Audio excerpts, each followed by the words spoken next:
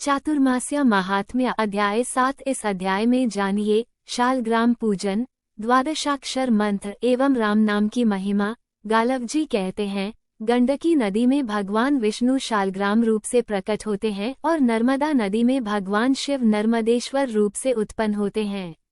ये दोनों स्वयं प्रकट हैं, कृत्रिम नहीं। शालग्राम शिला में व्याप्त भगवान विष्णु 24 भेदों से उपलब्ध होते हैं, किंतु भगवान सदाशिव सदा एक हाथ से ही नर्मदा से प्रकट होते हैं। जहाँ गंडकी के जल में शालग्राम शिला उपलब्ध होती है, वहाँ स्नान और जलपान करके मनुष्य ब्रह्मपद को प्राप्त होता है। गंडकी से प्रकट होने वाली शालग्राम शिला का पूजन करके मनुष्य शुद्धात्मा योगीश्वर होता है। भगवान विष्णु पूजन, पठन, ध्यान और स्मरण करने पर समस्त पापों का नाश करने वाले हैं।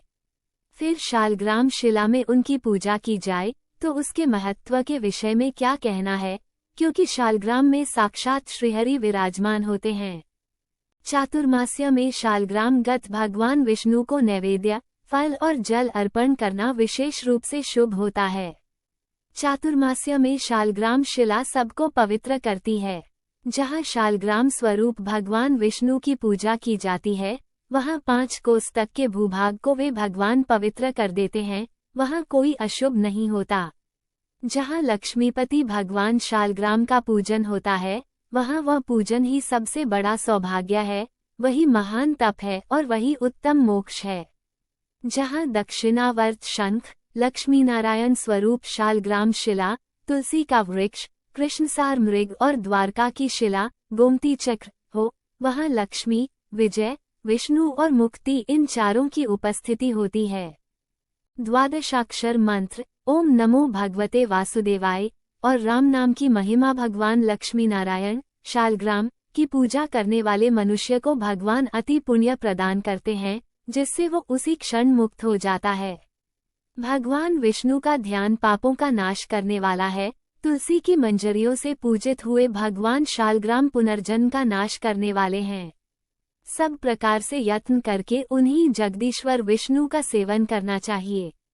वे संपूर्ण संसार में व्याप्त होकर स्थित हैं। एक समय पार्वती जी ने शिव जी से कहा, महेश्वर, आपके हाथ में ये रुद्राक्ष की माला सदा मौजूद रहती है। देव, आप किस मंत्र का जप करते हैं, ये संदेह मेरे मन में उठा करता है, क्योंकि आप ही सबके स्वामी हैं। आपसे बढ़कर दूसरे किसी को मैं नहीं जानती, फिर भी आप बड़ी भक्ति से सदा किसी मंत्र का जप करते हुए दिखाई देते हैं। देवेश, आपसे भी श्रेष्ठ और कौन है, जिसका आप मन ही मन चिंतन किया करते हैं। भगवान शिव बोले, प्रिय, भगवान विष्णु के सहस्र नामों में जो सारभूत नाम है, मैं उसी का नित्य निरंतर चिंतन करता हूँ। मैं राम नाम जपता हूँ और उसी के अंक की इस माला द्वारा गणना करता हूँ। श्रीराम का अवतार बहुत ही श्रेष्ठ है।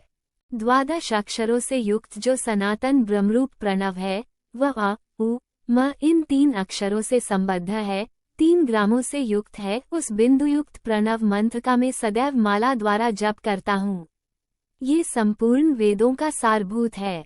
यह नित्य, अक्षर, निर्मल, अमृत, शांत, तद्रूप, अमृत तुल्य, कलातीत, संपूर्ण जगत का आधार, मध्य और कोटि कोटि ब्रह्मांडों का बीज है। इसको जानकर मनुष्य शीघ्र ही घोर संसार बंधन से मुक्त हो जाता है। ओकार सहित जो द्वादशाक्षर बीज है, उसका जप करने वाले मनुष्य के लिए वह कोटि कोटि पापों का दाह करने वाला दावानल बन जाता है। द्वादशाक्षर मंत्र ओम नमो भगवते वासुदेवाय का चिंतन ही सबसे उत्तम ज्ञान है, जो शुभ और अशुभ दोनों का विनाश करने वाला है। द्वादशाक्षर मंत्र करोड़ों जन्मों में कहीं किसी को उपलब्ध होता है। चातुर्मास्य में उसका स्मरण विशेष रूप से ब्रह्म की प्राप्ति कराने वाला तथा मनोवांछित वस्तु देने वाला है। इस अक्षर से प्रकट हुए मंत्र का जो मन, वाणी और क्रिया द्वारा आश्रय लेता है, उसका पुनर्जन्म नहीं होता। जो भगवान विष्णु की भक्ति में तत्पर हो, उनके 12 मास संबंधी पापहारी नामों का शालग्राम शिला में न्यास करता है, उसे प्रतिदिन 12 यज्ञ का फल प्राप्त होता है। द्वादशाक्षर मंत्र के महात्म्य का सहस्रों जिह्वाओं द्वारा भी वर्णन नहीं किया जा सकता। संसार में इसका जप, ध्यान और स्तवन करने पर यह महामंत्र सभी मासों में पाप नाश करने वाला होता है, किंतु चातुर्मास्य में तो इसका यह महात्म्य विशेष रूप से बढ़ जाता है। इस मंत्र के चिंतन मात्र से ही मनुष्यों को मनचाही सिद्धि प्राप्त हो जाती है। इसके जप से सनातन मोक्ष प्राप्त होता है। शांति परायण जप एवं ध्यान से मनुष्य निश्चय ही मोक्ष को प्राप्त होता है। शूद्रों और स्त्रियों के लिए प्रणव रहित जप का विधान है। पूर्वोक्त 18 शूद्र जाति वाले मनुष्यों को जप तप करने की आवश्यकता नहीं है। वे ब्राह्मण भक्ति, दान और विष्णु भगवान के चिंतन से सिद्ध हो जाते हैं। उनके लिए रामनाम मंत्र ही है, यही उन्हें कोटि मंत्रों से अधिक फल देने वाला होता है।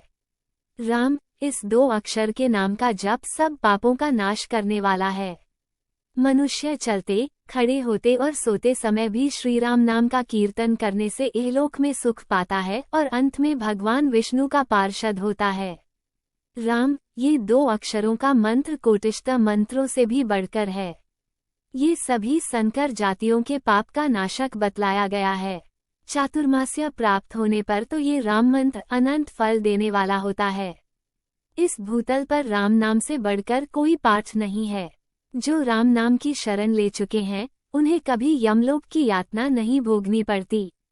जो विघ्नकारक दोष हैं, सब राम नाम का उच्चारण करने मात्र से नष्ट हो जाते हैं। जो परमात्मा समस्त स्थावर जंगम प्राणियों में अंतर्यामी आत्मा रूप से रम रहा है, उसे राम कहते हैं।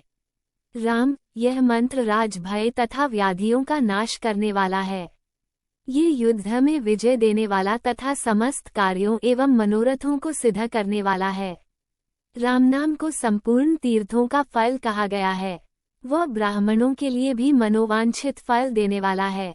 रामचंद्र, राम राम इत्यादि रूप से उच्चारण किया जाने वाला ये 2 अक्षरों का मंत्राज भूतल पर सब कार्य सिद्ध करने वाला है।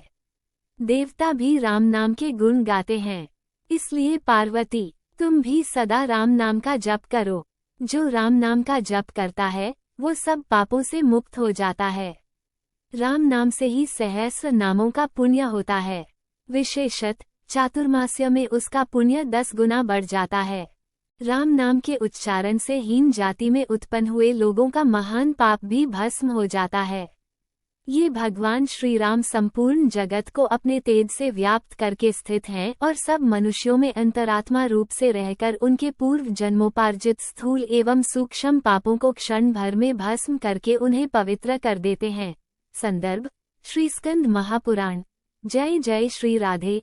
तारांकन भज राधे यूट्यूब चैनल तारांकन।